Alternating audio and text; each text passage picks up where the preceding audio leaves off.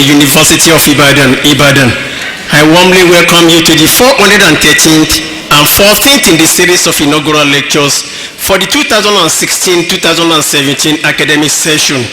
Today's lecture, entitled "Of Auricles and Ventricles, the Squeeze, the Ease, and the Hues-surmounting the Odds," will be delivered by Professor Samuel Omokhodion of the Department of Pediatrics, Faculty of Clinical Sciences, College of Medicine of this university. Distinguished ladies and gentlemen, may I inform you that any moment from now, the academic procession will file in. And that academic procession will file in a single procession comprising directors of academic institutes and centers, deans of faculties, and of the postgraduate school and of students, with the Provost of College of Medicine, the inaugural lecturer, and the Vice Chancellor at the rear. Distinguished ladies and gentlemen, Professor Omokhodion has brought fame and recognition to this university through his profound scholarship in the circles of pediatricians. At the end of this lecture, distinguished ladies and gentlemen, the academic procession will lead the hall in a reverse order, meaning the inaugural lecture will lead the procession. May I also inform you, distinguished ladies and gentlemen, that when the academic procession files in, you are please expected to rise and remain standing until the academic procession takes its seat. Also, you are please expected to rise and remain standing when either we sing the national anthem and the university anthem. Distinguished ladies and gentlemen, in this university, inaugural lectures are very significant to our reputation and our day-to-day excellent academic activities, and as such, we will appreciate it very much if you will assist us in observing a solemn atmosphere throughout this lecture. May I inform you, ladies and gentlemen, that we are streaming this program live on www.ui.edu.ng. May I also inform you that we are also broadcasting this lecture live on our UI Diamond FM, known as 101.1 FM, where we are promoting values and excellence. It is also pertinent to inform you that we have some emergency exits at all the sides of this hall, where you have all these wine curtains. Please, if you move clearer to them, they are exit doors in case of emergency. And if it is also you are feeling funny or feeling falling, please draw the attention of any of our ushers to yourself, who will in turn quickly address and draw the attention of our medical personnel to wherever you may be. And at the end of this lecture, you may not take the only main entrance there. You may take all these emergency doors for you to leave this arena. The Vice Chancellor, Professor Ibeli Duwola Yenkan FAS, deeply appreciates your attendance at this lecture. My name is Olatunji Oladejo, Director, Directorate of Public Communication, Office of the Vice Chancellor, University of Ibadan. You are most welcome.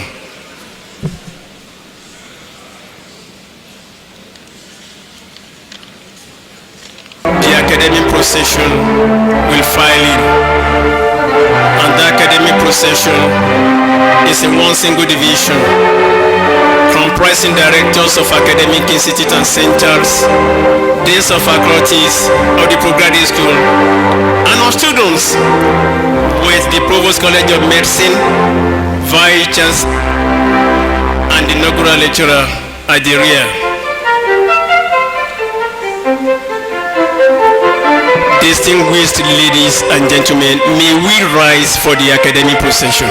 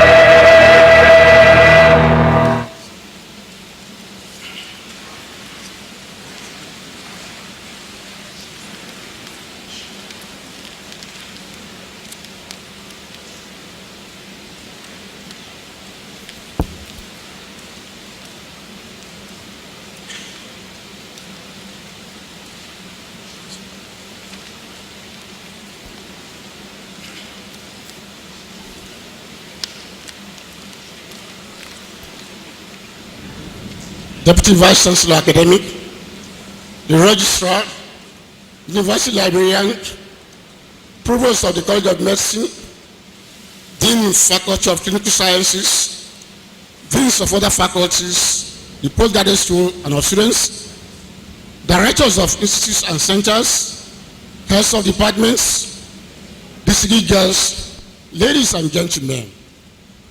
The 413th University of Ibadan Inaugural Lecture will be delivered by Professor Samuel Omokhodion of the Department of Pediatrics on behalf of the Faculty of Clinical Sciences. Born on March 9, 1953, to Pa Jacob Abulime and Madam Victoria Idewede Omokhodion of Umuhi Epoma, Eastern West Local Government Area of Edo State, Professor Samuel Omokhodion attended Alafia Institute Mokola here in Ibadan between 1959 and 1964, and Edo College, Benin City, between 1965 and 1969. He was offered admission to the pre-degree program in medicine of this university in 1971 and graduated MBBS in 1977. He had his internship rotations at the University College Hospital, Ibadan, from July 1977 to June 1978, after which he participated in the National Youth Service Corps scheme as a medical officer at the General Hospital, Panshin in Plateau State, from July 1978 to July 1979.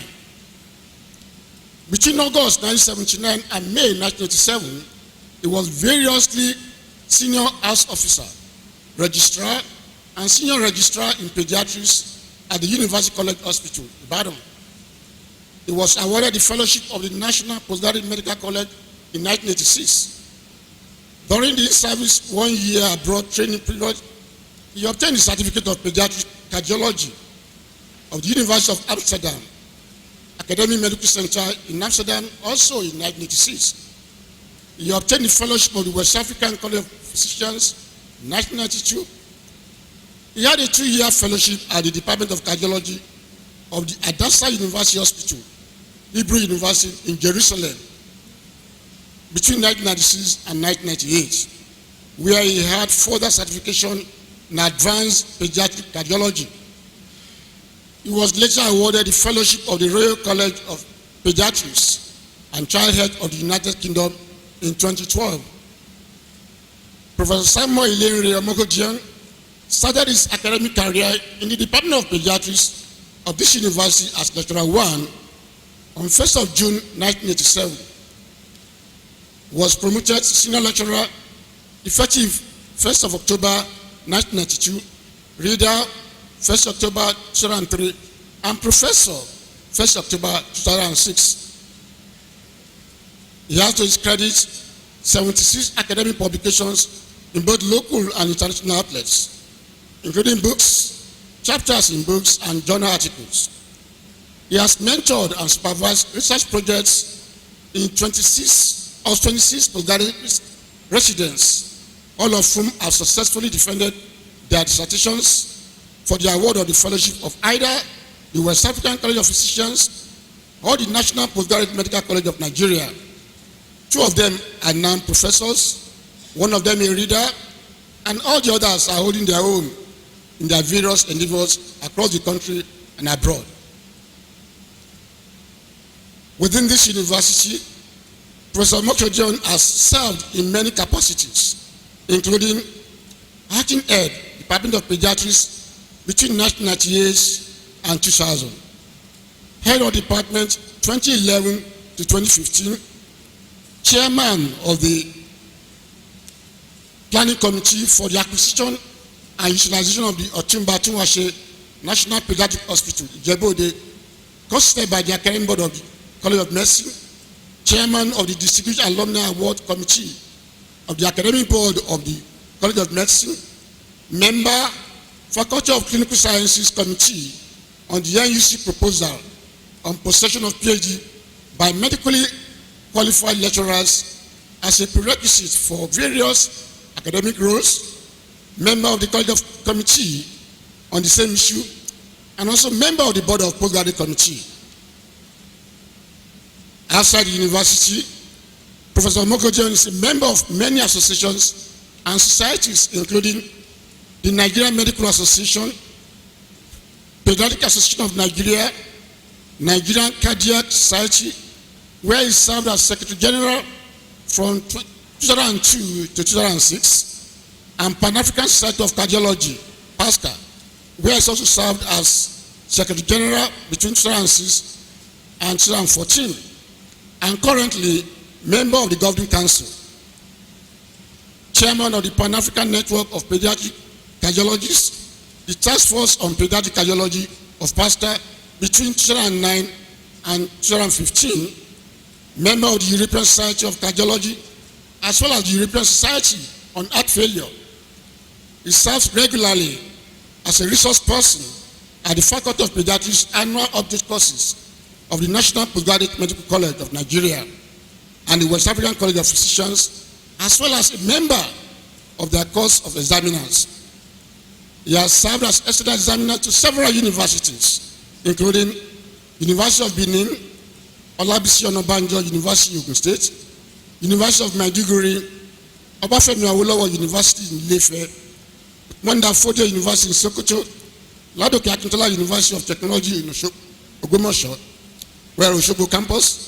He has served as a member and in other instances as chairman of West African College of Physicians and the NPGMC and Nigerian Postgraduate Medical College of Nigeria accreditation teams to some teaching hospitals across the country, and chairman of the Curriculum Development Committee for subspecialty training in pediatric cardiology, among several others.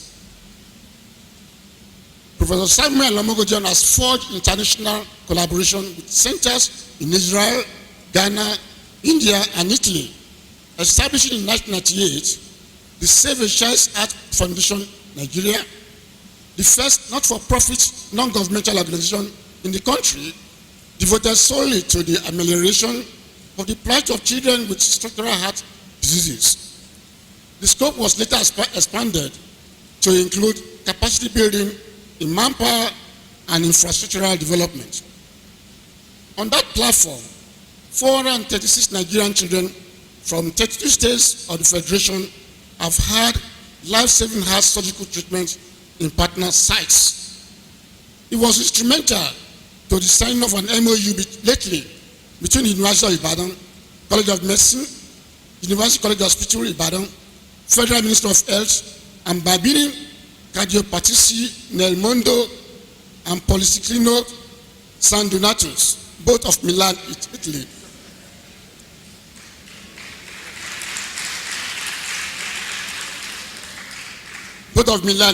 Under which a 100-bed center for cardiovascular diseases for UCH and a research and training institute also of cardiovascular disease for UI are to be built at the UCH. The implementation of this agreement is ongoing. Professor Samuel Omokhodion serves as the current senior pastor of Christ Chapel, University College Hospital, the chaplain to the University College Hospital, and chairman of the chaplaincy committee of the hospital.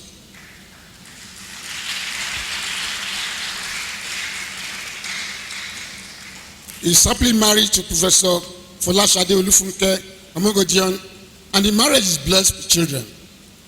I now call on Professor Omokhodion to deliver his lecture titled of Auricles and Ventricles, the squeeze, the ease, and hues surmounting the odds.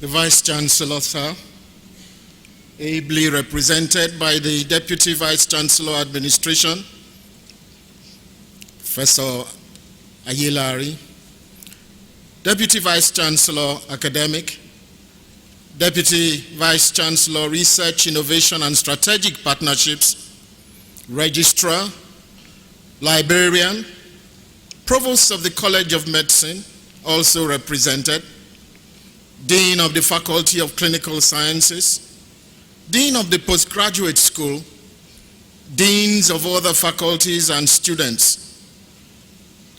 And I want to add my distinguished elder colleagues in the profession, ladies and gentlemen. With immense gratitude to the Almighty God, I stand before you this evening to deliver the 413th inaugural lecture of my great alma mater, the 14th in the 2016-2017 series. 4 others from my department have done this before, and they are Professor J.B. Familusi, who in 1981 spoke on children, viruses, problems and promises.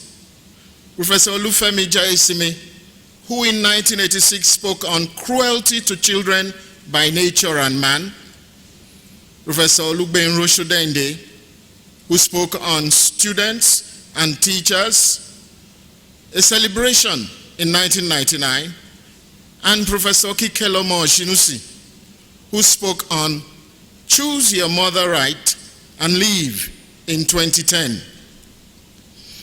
Permit me, Mr. Vice Chancellor, sir, to begin this lecture with some reminiscences necessary to clarify my message on mentoring. Following my matriculation as a prelim student in October 1971, it seemed like a far-flung possibility that I would one day graduate as a doctor. I had wrestled with the choice of either pursuing a career in engineering or medicine. I had taken and passed the concessionary entrance examinations for both to 4 of the universities. My parents were, however, quite resolved, along with my chemistry teachers, Mr. Edokpolo and Mr. Griffiths, who gave me a ride to Ibadan to take the concessional entrance examination to the University of Ibadan. And they were all unanimous: go for medicine. Thus began my pursuit of a career in medicine. When 6 years down the road, I was called upon, along with 105 others, to take the Hippocratic Oath at my induction into the medical profession on the 29th of June, 1977. It was a dream realized. 40 years later, I am grateful to God that I heeded their advice.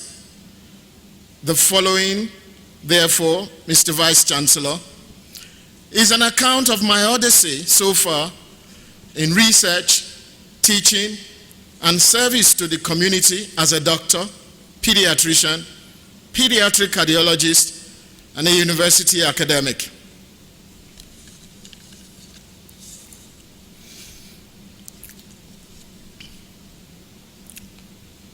I'd like to state that it wasn't all a rosy path. I recall as a junior resident, it was my turn to make a presentation at the weekly postgraduate round. Professor Antia was presiding. I did what I thought was my best then, but he effortlessly saw through the holes in my presentation and tore it to shreds. He had a look at the patient who had been admitted that day and whom he was yet to see. He was so confident that the child had transposition of the great arteries. He was right. He was like a magician, so I thought. After being thoroughly deflated, I determined that day not only to be reflated, but also to take up the discipline of cardiology and excel in it. That resolve was very much strengthened by retired Professor Jaisimi, together with now retired Professor Tom Lushkut of the University of Amsterdam.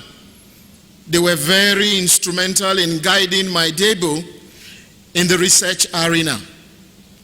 The work that I undertook then on cardiovascular complications of perinatal asphyxia for my dissertation became a notable study, which also defined my interest in heart failure and biomarkers of heart failure in children. These will be given considerable attention further in the course of this lecture. I owe them and a host of others a debt of gratitude for the collective mentorship I enjoyed in having them as my teachers. There is a lot to be said for that phase of collective mentoring in the life of a young career-seeking medical academic. The wisdom in the adage found in many of our cultures in Nigeria, which says, it takes a set of parents to bring a child into the world, but it takes a village to raise the child for the world, is evident. I attest to the very positive roles that collective mentorship has played in shaping my career. It is a cardinal necessity to being a good clinician, a good researcher, and then a good academic. It gives one a far more rounded and enduring foundation. I was able to make a well-informed choice without recriminations from any quarters. I will always appreciate that. It is gratifying to note that the university has over the last few years embarked on promoting the culture of mentorship, which was rapidly receding into oblivion. Much of the indiscipline and loss of etiquette of civil conduct can be traced back to the lack of proper mentoring. I was a house officer when I consulted now Emeritus Professor Nodeko in the medical outpatient one afternoon for some symptoms I was experiencing. I bet he won't remember. He had medical students in the room with him, all of whom he promptly asked to leave the room until he had completed what was a thorough evaluation of my complaints with a prescription at the end of the consultation. I felt so honored by a very senior colleague and teacher. I took very much to his prescription and had relief of my symptoms in no time. 35 years later, a senior female consultant colleague was lamenting to my hearing that she had visited a younger consultant in his consulting room in the same hospital for medical consultation. He similarly had medical students in the room. Our expectations of privacy was not only dashed as the students stayed on, but at the point when the younger consultant was then inviting the students to view and examine her, she protested and left the room. Mr. Vice Chancellor, sir, permit me to use this platform to make a passionate plea for you to use all at your disposal during your tenure to significantly strengthen the culture of mentoring at the University of Ibadan. And let me borrow from the words of the scriptures found in Proverbs chapter 13 and verse 20 in the NIV version. He who walks with the wise grows wise, but the companion of fools suffers harm. And I quote from a nationalist, if by dint of fortune I seem to see further, it is because I stand on the shoulders of those who have been before me, unquote. Nelson Mandela. Next slide, please.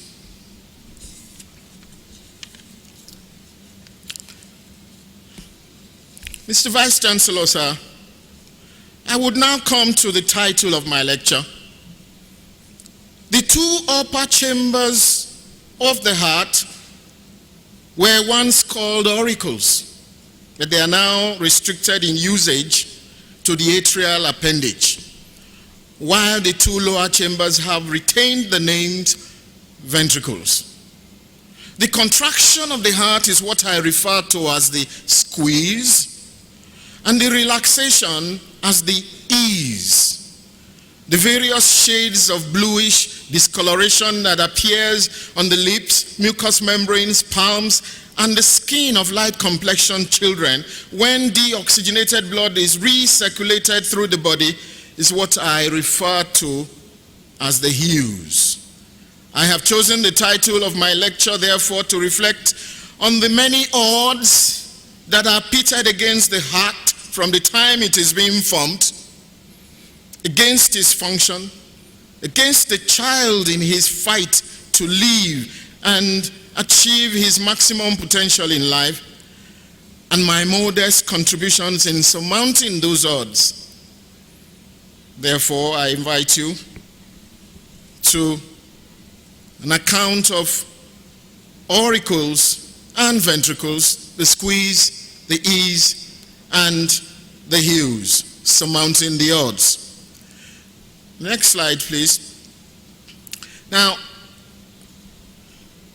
I had made my debut in research arena on returning from my subspecialty training at the University of Amsterdam, and I had the opportunity of seeing and participating in the use of cutting-edge technology in the care of all grades of patients. I was working at our special care baby unit on my return, where the facilities available was a far cry from what I had become used to at the academic medical center. We were seeing many babies who had suffered perinatal stress, starting extrauterine life, having been severely asphyxiated. This was an uncommon situation at the AMC because labor is very closely monitored and appropriate intervention is readily instituted before the degree of perinatal stress often seen here sets in. Let me now describe a very common scenario. When these babies are asphyxiated, that is, they do not cry promptly on delivery, everyone gets worried because the very vitally needed capacity to establish his own independent ventilation now having been extracted from the womb is in jeopardy. And when that happens on a severe scale, multiple organ damage can ensue. And it is caused by a deprivation of oxygen and sometimes a deprivation of adequate blood flow to those organs. And those organs, the brain and the heart inclusive, can suffer severe injury. This can significantly worsen the prognosis for the newborn baby. He becomes very ill from the onset, from multi-organ dysfunction. How do you tell the contribution of cardiac failure in such a baby facing such odds? Because there are many organs that are dysfunctional. And workers in the neonatal intensive care and the special care baby unit are often at pains to decide which organ has failed and which one is intact. Now, the next slide. Relying on clinical assessment is often unrewarding because many of the clinical signs are non-specific to cardiac failure. On the other hand, at the time I am speaking about, many point of care, invasive and non-invasive monitors were lacking. And with these newborn babies, the window of error is extremely narrow. The newborn, especially when they are preterm. It was obvious, specific and sensitive biomarkers of myocardial injury were needed. And this was what informed my embarking on my first active research, in which I enrolled 23 Nigerian babies who had suffered severe asphyxiation, asphyxiation of varying degrees, and 12 apparently healthy controls who had not been asphyxiated. They were evaluated at birth and managed according to standard protocol, and they were assigned to one of 4 groups according to internationally accepted criteria. And these were transient tachypnea of the newborn, persistent fetal circulation, transient tricuspid incompetence, and cardiogenic shock. And from each baby, I obtained 1 ml of cord blood at birth, and at 6 to 8 hours of life, another ml of blood, and then between 24 and 36 hours, another ml, and then between 72 and 100 hours, the final blood sample. Now, in order to understand this result, which is summarized in the figures displayed, you need to understand the argument that was raging then, which prevented people from being inclined to the use of these biomarkers in the newborn. Creatine kinase, it was argued, is present in skeletal muscles. So even if you assayed blood and you found elevated creatine kinase, there was no grounds on which you could argue that it was coming from the heart as a marker of hypoxemic injury to the heart. However, the isoenzyme, the MB fraction, is more specific to the myocardium. And what we needed was, when these samples, unfortunately, it was not possible to process them here. I had to spin them, extract the serum, store them at minus 70 degrees at special freezers that were then available at IMRAT, and then took them with me to Amsterdam, where it was permitted to do that.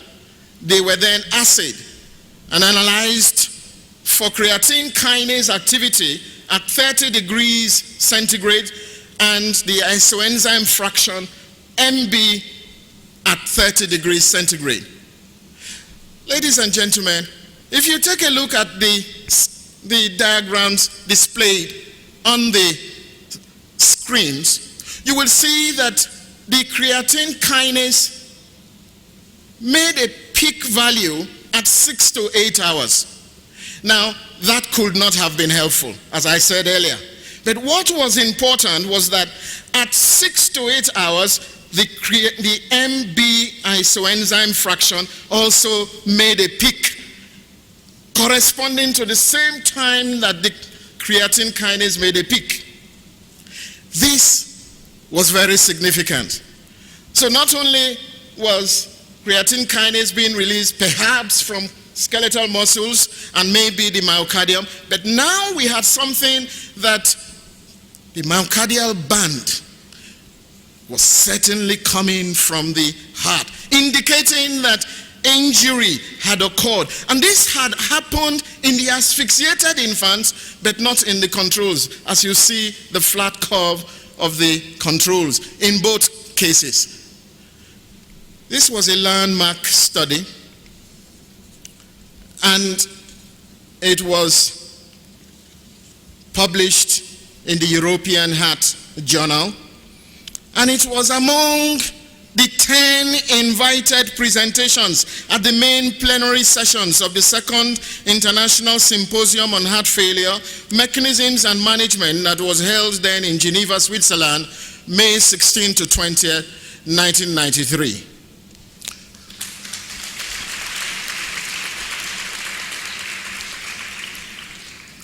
Sequel to these, other reports followed, and soon the assay of CK and CKMB soon became part of the workup for identifying myocardial injury at neonatal intensive care units. I also had the opportunity, just in case this was a fluke, to compare a biracial set of newborns who had suffered perinatal stress. The initial group that I earlier referred to, and another group of Dutch asphyxiated newborns, 14 of them, and 16 healthy controls.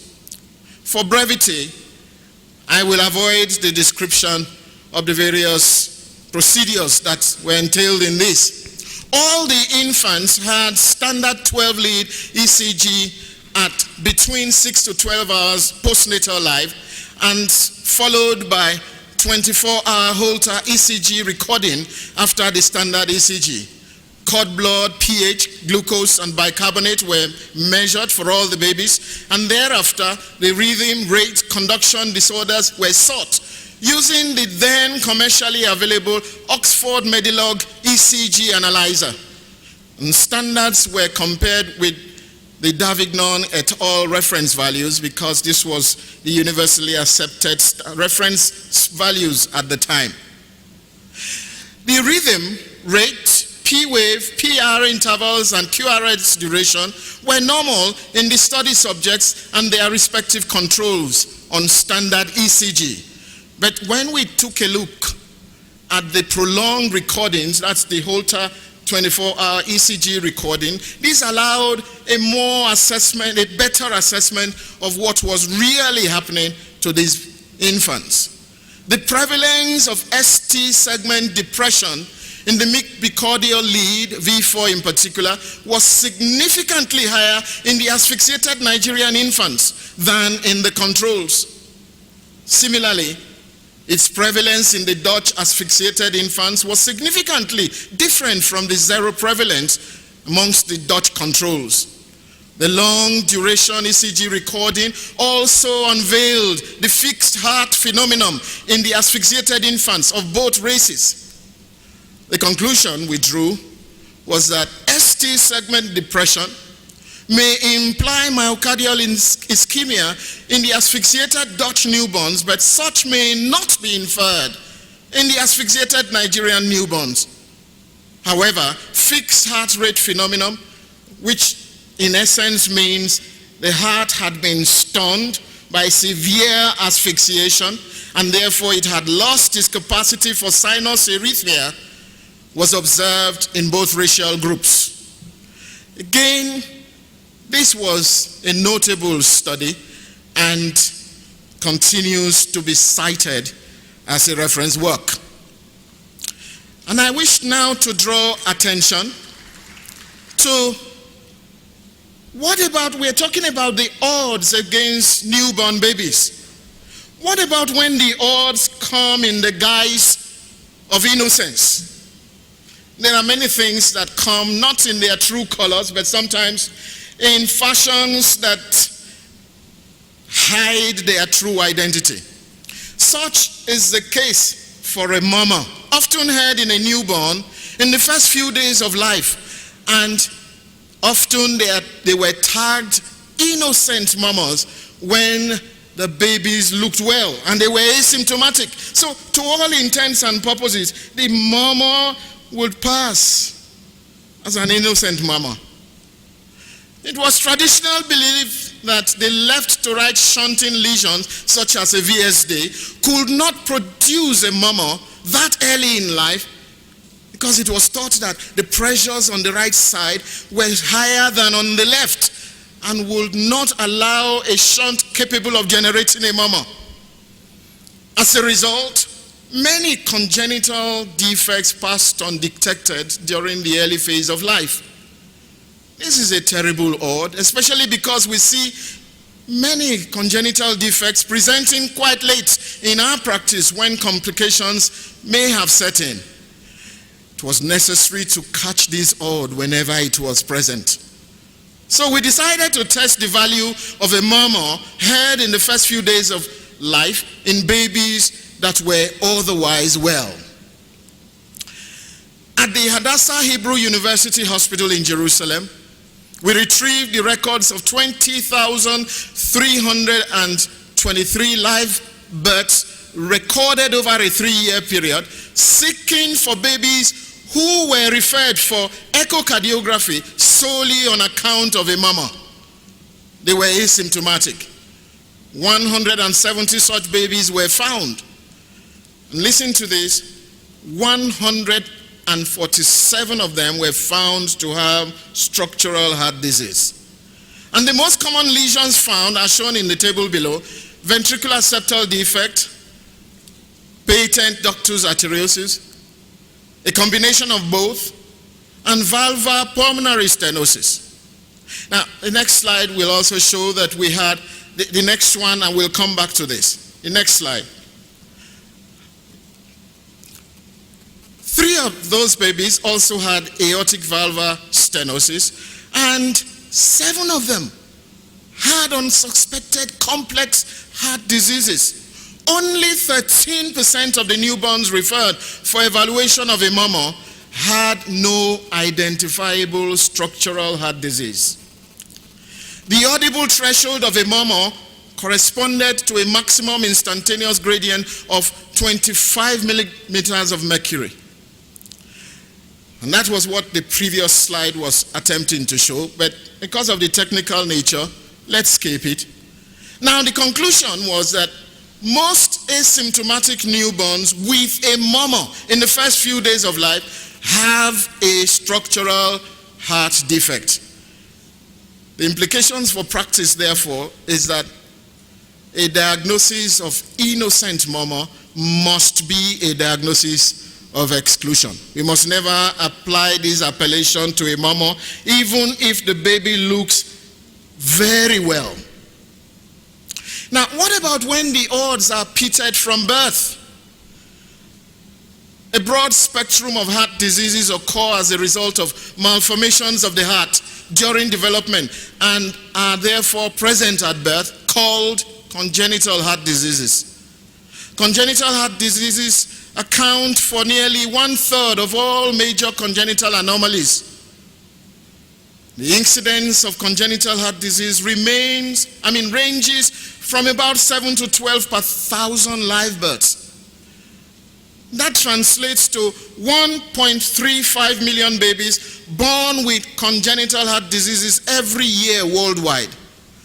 And when you apply that to the African continent, with an estimated population of 450 million, 250,000 babies are born on the continent every year with congenital heart defects.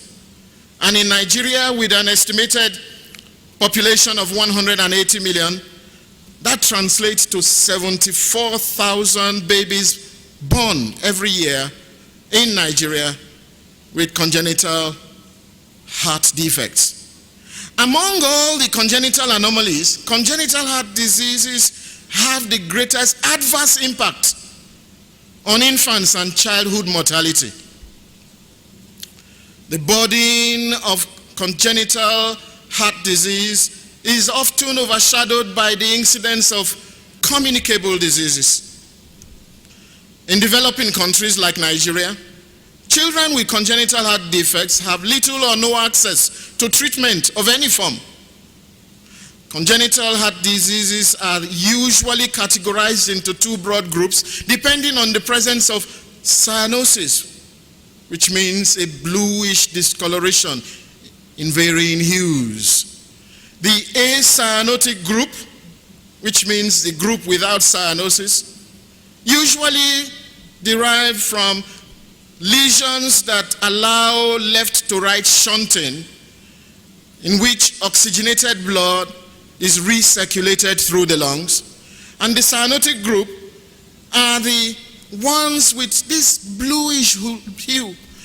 And unfortunately, this is often mistaken as a dark complexion individual when they come. And it is because the deoxygenated blood that needs oxygen replenishing bypasses the lungs where it should pick up oxygen, and it then recirculated through the body. This is a major odd against the child. And let me show you how some of these defects arise in these animated views. As you can see between the two upper chambers in the views being shown, that the partitioning wall, which is supposed to be complete, is incomplete, and it allows gaps, and they are referred to in lay terminology as holes in the heart. And the second animated view, it is between the two lower chambers. Similarly, the partitioning wall allows gaps. There is incomplete partitioning. And these latter group are the ones that particularly present a problem to the newborn child. Next slide, please. Two-dimensional echocardiography, which uses echo, ultrasound, allows accurate anatomic diagnosis, while color-coded Doppler interrogation allows hemodynamic and quantitative measurements. These permit measurements of functional parameters as well.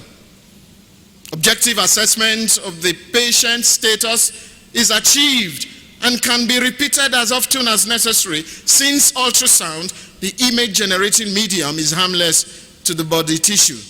In this picture, as you see, there is a gap between the two upper chambers, and you can see the blood coded with hues of red and yellow here, flowing through from the left side to the right side. That should not be so. Next slide, please. The other group, the category, these are the ones that have cyanosis. The two usual examples are tetralogy of Fallot and transposition of the great arteries. And we'll focus on transposition of the great arteries because that was the one where we had a bit of some work by our team. Transposition of the great arteries is a major odd. Here, I have tagged these wrong connections because the aorta, which is normally the outflow tract that normally arises from the left side of the heart, is now arising from the right side.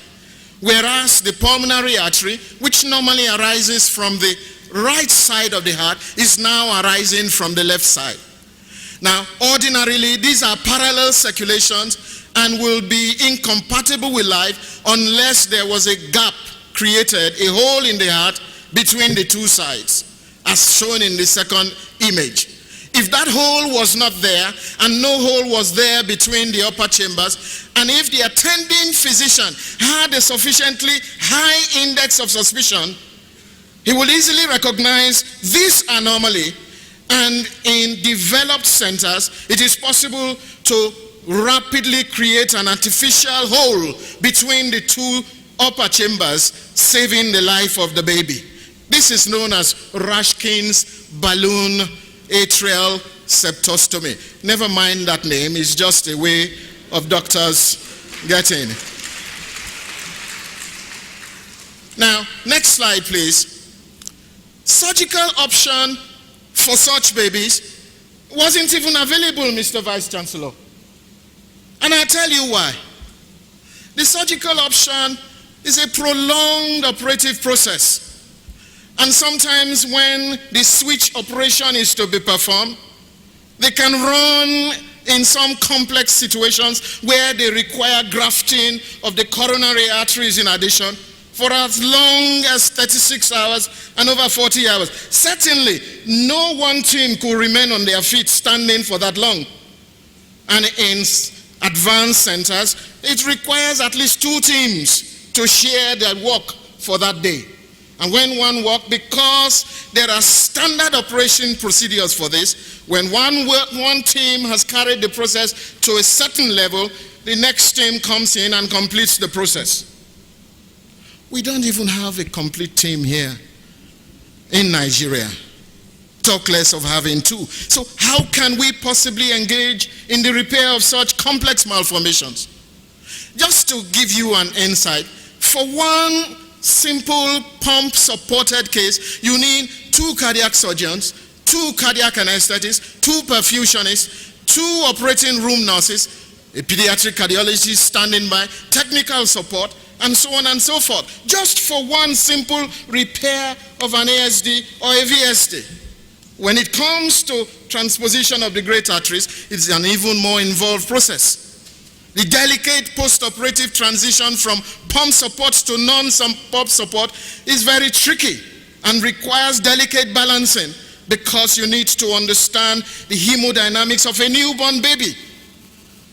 And you require, in a high dependency unit, such as the intensive care where such babies are transferred to from the operating room, 1 nurse to 1 patient in an 8-hour shift. Very often we don't even have 1 nurse. Well, I leave you to estimate. A lot of consumables are utilized. They have prolonged hospital stay thereafter. The human and capital intensive implications are obvious. The majority of patients, families in Nigeria cannot afford the cost involved in such procedures. Many of them end up dying needlessly.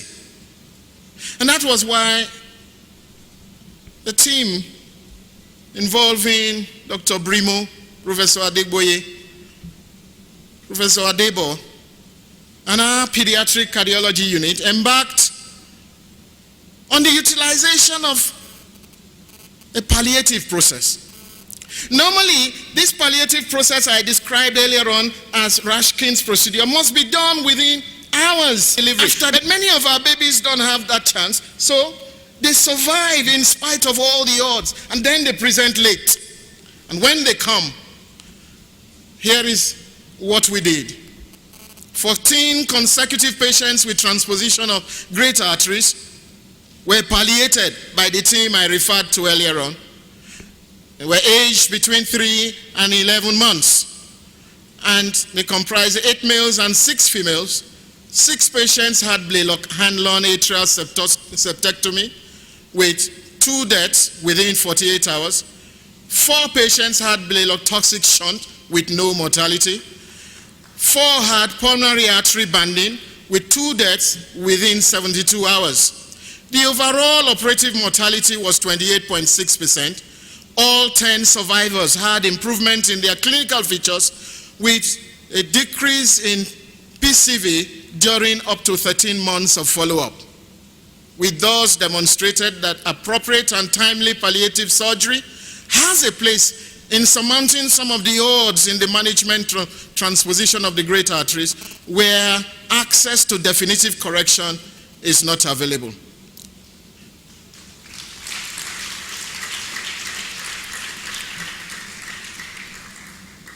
There are the host of acquired heart diseases.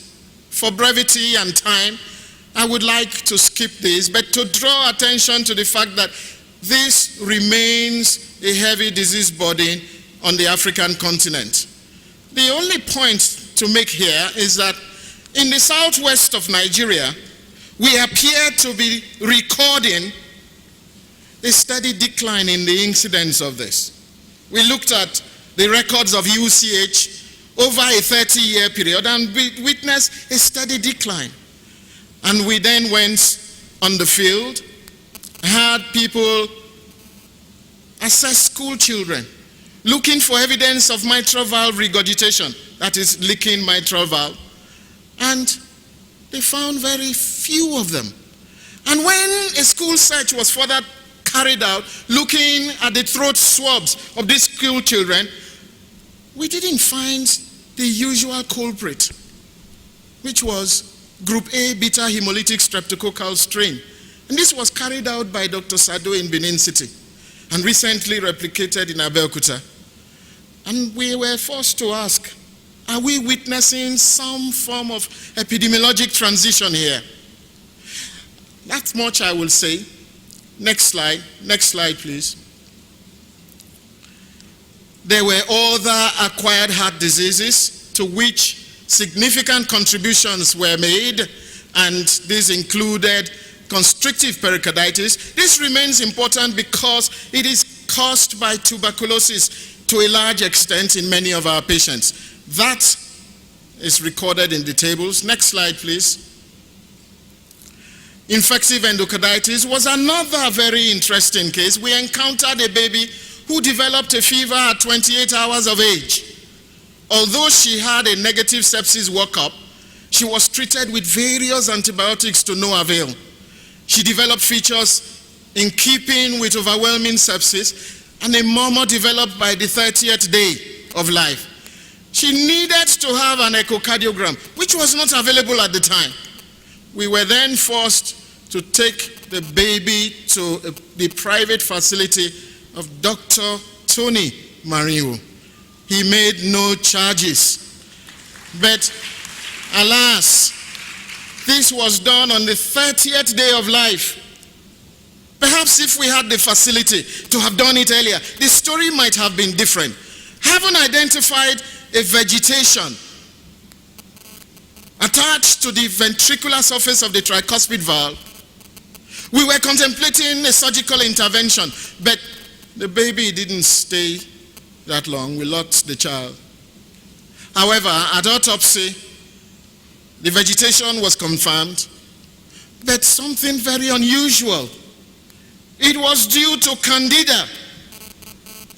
This was not an organism that we were used to seeing at that point. There was the argument as to whether the intensive antibiotic therapy allowed this opportunistic infection to have caused that. But it's never known. However, the fact is that we saw this vegetation in what was then in published English literature, the youngest baby who had been reported as having Candida endocarditis. And we described the various features, and that compelled us to go back to the autopsy records of the hospital for over a 30-year period. And we found 120 cases of infective endocarditis, out of which 19 were in children. And we described the various features. Now, next slide. These were the slides. The first reveals the, unfortunately I don't have my pointer here. The first was the vegetation shown at the autopsy sample. The arrow is pointing to it. And the next slide, the conditions that later on. Now, any of the conditions I have described can result in heart failure. The only thing that I have time to say here is that having described the various conditions that can lead to heart failure, again, in a challenged setting, such as what we have here, where you do not have ready access to point-of-care instrumentation, how do you identify this? And this was what led us to define clinically elicitable signs by which you can easily recognize heart failure at the bedside of a baby. And we designed a score chart. Next slide, please. Next slide, please. And this is the chart, and it is called Ibadan Childhood Heart Failure Severity Score. And I'm happy to say that this has now gone through a validation test and assessment, and I am happy that that initial is very promising. Next slide, please. We have gone further to establish reference values for electrocardiography, and to date, to the best of our knowledge, we have the largest series of 1,500 children in whom we have done the most comprehensive ECG study values.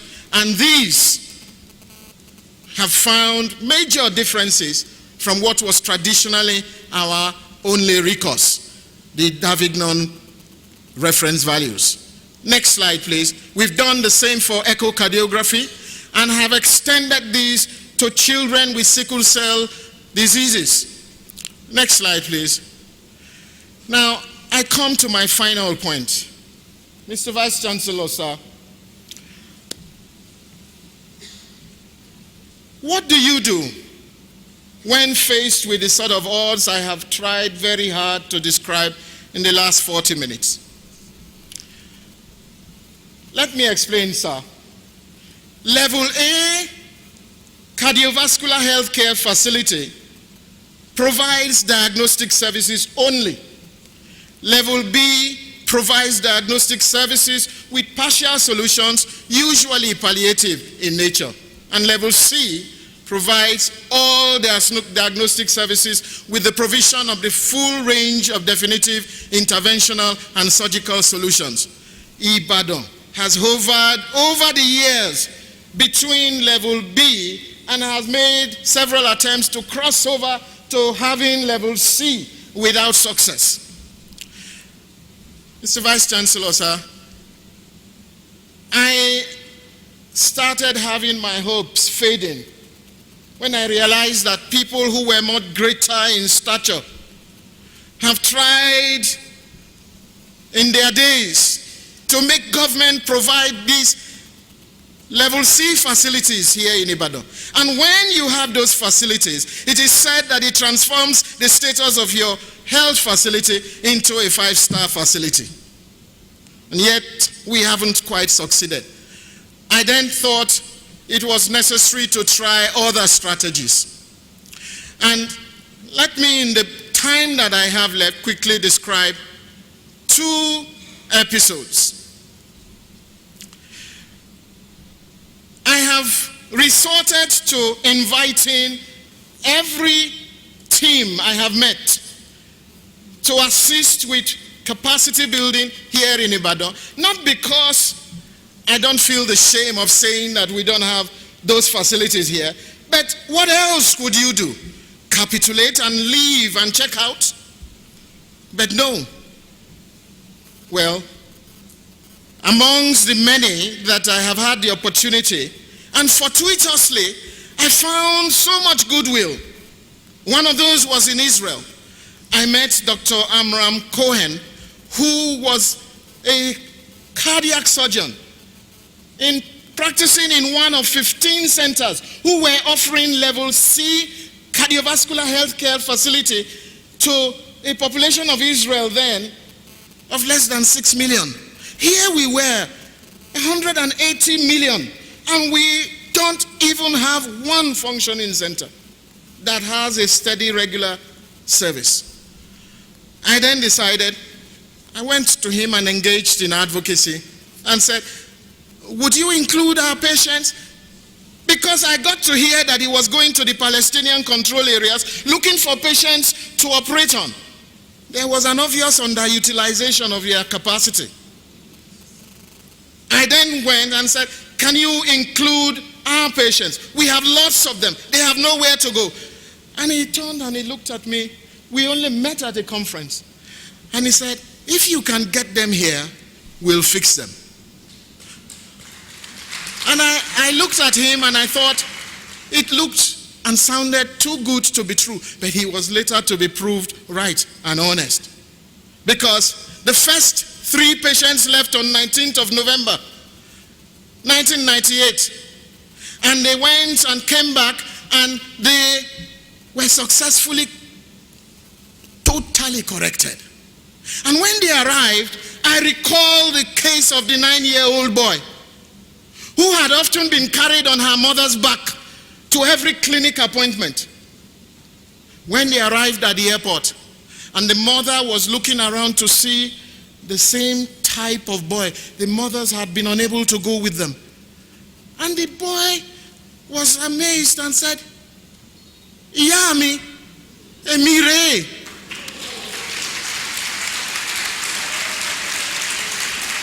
And at that point, the mother wondered, was it really you? And he saw the child, and the child ran into her arms. And of course, I don't need to tell you how emotional that scene was.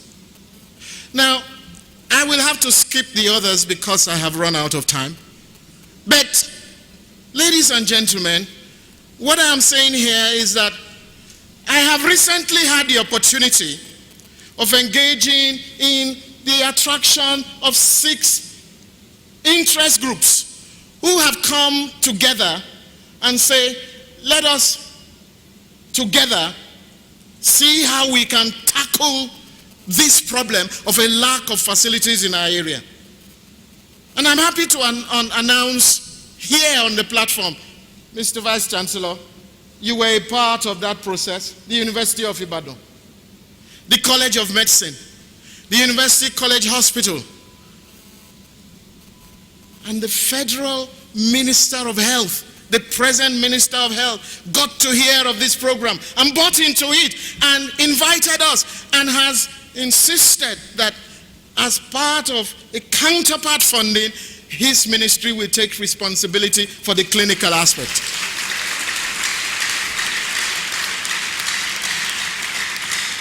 Ladies and gentlemen, what we have done, we set up a counterpart group, NGO.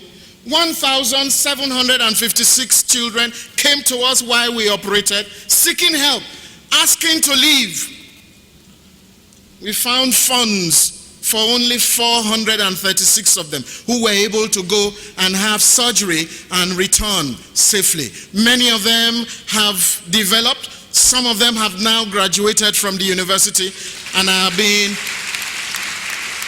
occupying their places in society. It may be a drop in the ocean, but we have done our bit.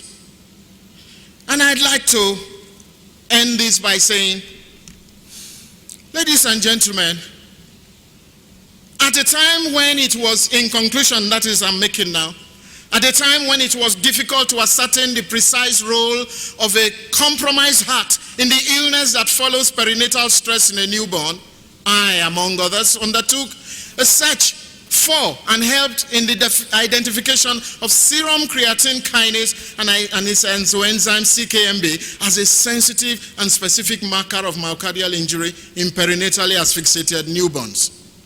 Other newer biomarkers have since emerged, troponin and BMP. 2, when controversy surrounded the significance of a murmur heard in the first few days of life in an otherwise healthy newborn, I was an active part of the effort that resolved the controversy. A murmur must never be classified innocent until possible causes have been excluded, even in the first few days of life. 3, when sophisticated ancillary tools are lacking and the diagnosis of the failing squeeze or ease of the heart becomes a problem in a child, I have demonstrated the usefulness of clinically elicitable science in grading system that enables not only a diagnosis to be made of heart failure, but its grading as well.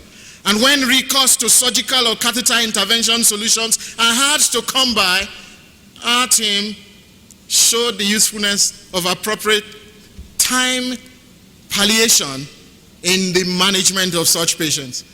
Number 5, we have provided key clinical science and evidence that helps the easier recognition of constrictive pericarditis, infective endocarditis, and neonatal candida endocarditis. Number 6, we have also provided ECG and echo reference values. And lastly, we have offered vital international bridges, providing life-saving definitive solutions for some which have led to capacity building opportunities, potentially able to provide us with the much needed level C cardiovascular healthcare status. Ibadan and many other centers in Nigeria must attain this 5-star status. My recommendations are few, Mr. Vice Chancellor. The university, already a signatory to the MOU that provides for this endeavor, should give priority attention to the Institution of Cardiovascular Diseases, which, if completed soon and handed over to the university, will be the first of its kind in Africa. The only other centers that have such leanings on the continent of Africa are those in Alexandria, Egypt, and Cape Town in South Africa.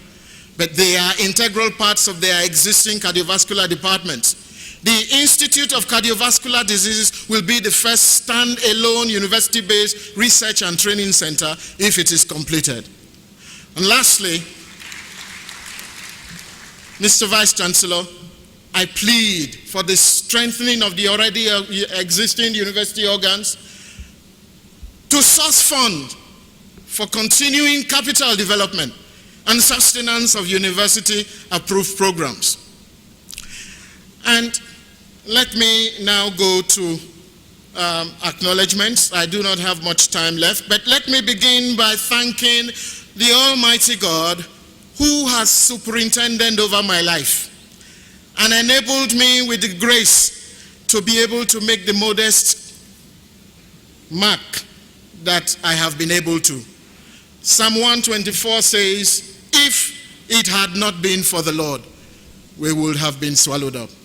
Next, I thank my parents, here shown, who made enormous sacrifices to ensure that my siblings and I had the education that they couldn't have. I will always appreciate them. They are both gone on to glory now. And then, let me skip this and go on to the next slide. I will come to the last one quickly.